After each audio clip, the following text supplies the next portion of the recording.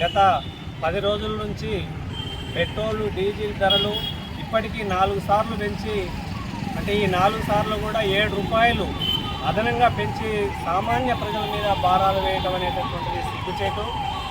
ఎందుకనంటే నరేంద్ర మోడీ ప్రభుత్వం ఎన్నికలకు ముందు ఒక మాట మాట్లాడి పెట్రోల్ డీజిల్ ధరలు పెంచమని చెప్పేసి ప్రగల్భాలు పలికి 5 రాష్ట్రాల ఎన్నికలు అయిపోయిన తర్వాత రోజు ఇక మాకేం సంబంధం లేదు, ప్రజల మీద భారాలు వేయటమే మా పని అనే పద్ధతుల్లో ఈరోజు పెట్రోల్ డీజిల్ ధరలు మరి పెంచి ఈరోజు సామాన్య ప్రజల యొక్క నడ్డి విరిసే విధంగా వ్యవహరిస్తున్నటువంటి తీరు ఉంది.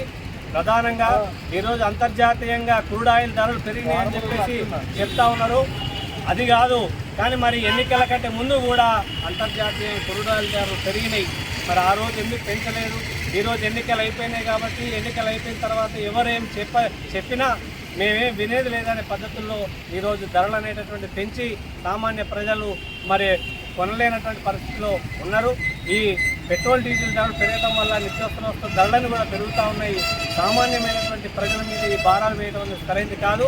ఇవాళ పెట్టుబడిదారుల నుంచి ప్రభుత్వానికి రావాల్సినటువంటి డబ్బులు వేలాది కోట్ల రూపాయలని, ఆ డబ్బులన్నీ కూడా ప్రభుత్వం ట్యాక్స్ వసూలు చేస్తే రేపు మనకి భారం పడకుండా ఉంటుంది.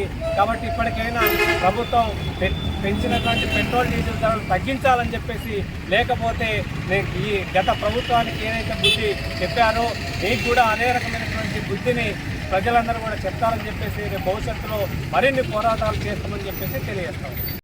కేంద్ర ప్రభుత్వము పెంచినటువంటి పెట్రోల్ డీజిల్ ధరలను తగ్గించాలని Armoor CPM party area committee ఆధ్వర్యంలోనే మరి ఏదైతే కేంద్ర నరేంద్ర మోడీ గారి యొక్క దిష్టిబొమ్మను ఇలా అంబేద్కర్ చివరస్తలో మరి కాల్చివేయడం జరిగింది. ఏదైతే పెట్రోల్ డీజిల్ వంట గ్యాస్ ధరలు పెరగడం వలన ఇలా సామాన్య ప్రజలపై ఎనలేని భారాలు ఇలా పడడం జరుగుతున్నది. ఇలా ఈ పెట్రోల్ డీజిల్ ధరలు పెంచడం వలన మరి నిత్యావసర సరుకుల మీద ట్రాన్స్పోర్ట్ ఛార్జీలు విపరీతంగా పెరిగి మరి తీవ్ర గురి అవుతున్నారు. మరి ఇలా పాల ప్యాకెట్ కాడి నుంచి మొదలు పెడితే లాస్ట్కు పిల్లలు తినే చాక్లెట్ వరకు కూడా మరి ధరలు పెరిగి విపరీతంగా, మరొక పక్కనేమో పని చేసుకుందామంటే పని దొరకలేదు. మీరే చెప్పారు అయ్యా సంవత్సరానికి 2 కోట్ల ఉద్యోగాలు ఇస్తామని చెప్పారు. మరి 12.5 సంవత్సరాల్లో మరి ఇప్పుడు ఎన్ని కోట్ల ఉద్యోగాలు ఇచ్చిండ్రు? ఇలా ప్రభుత్వం ప్రజలకు చెప్పాల్సినటువంటి అవసరం ఎంతైనా ఉన్నది.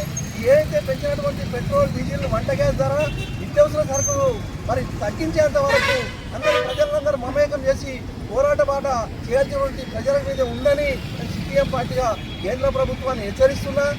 తగ్గించే వరకు పోరాటాలు ఆగాయని తెలియజేస్తున్నారు.